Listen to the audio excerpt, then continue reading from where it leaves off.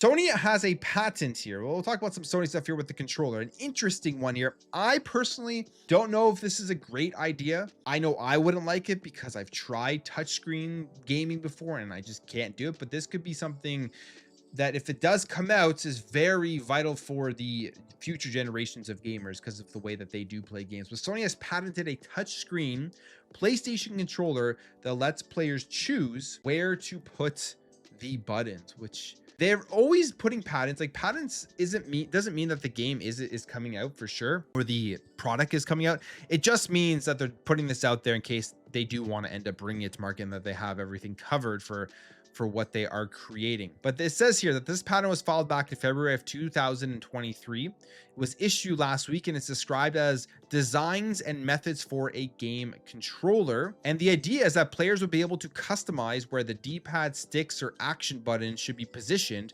on the controller to best suit their personal tastes, accessibility needs, or what best suits each specific game. And you can see it here. It's basically just a blank slate.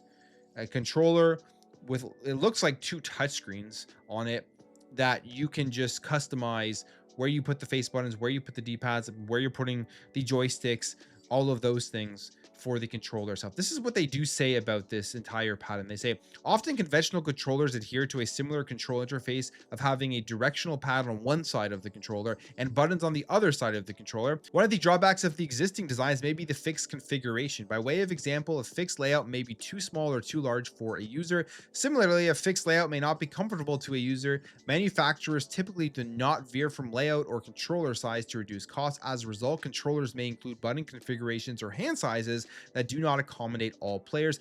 There exists a desire for game controllers to allow for different configurations and accommodate hand sizes without having to customize or manufacturer controller size. And they say here that another drawback of conventional controllers may be the fixed nature of the input controls. For example, a controller only has enough space to include a directional D-pad and joystick, and each element is usually located in a different location. And due to the size of the physical control elements, game controls may be limited. In addition, inclusion of controls can increase controller size.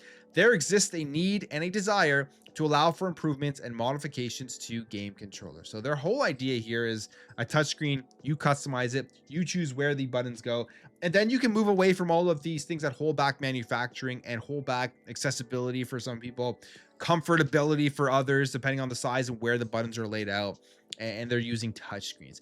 I would hate this depending on how it's implemented, because if this is just like an additional accessory controller that wouldn't be the main one for people who would want something like this, then I don't see the issue there. But if this is a controller that they're putting out here as their main one going forward, for example, the PlayStation 6, it will be super interesting to see how they do this. I would think haptics under this controller, so you can really make it feel like you're touching physical buttons, are going to be very strong and very vital for this to be successful whatsoever. Because you think about it, you're sitting back on a console, you're holding a controller in your hands. It's not like playing on a touch screen on your phone where you're looking at the screen and the controls basically at the same time. You need to be able to know exactly where everything is while you're looking at the screen and playing your games. So haptics would be extremely important. So we'll see how they would implement that. The other thing is, maybe more so than anything, they're saying it's because of the different layouts and everything, but maybe they're looking at the trends of how kids are playing games, where they are just playing games on touchscreens, tablets, phones, and they're moving more and more away from actually having traditional controllers. So potentially they're preparing for the next generation to have something that they would absolutely love.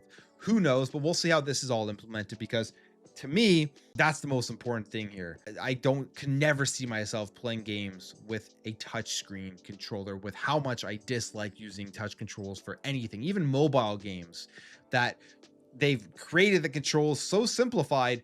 I absolutely hate it. So this, to me, not for me, but there's still a lot to see if they actually put this thing out and how they would implement the things, like I said, like the haptics under the glass itself.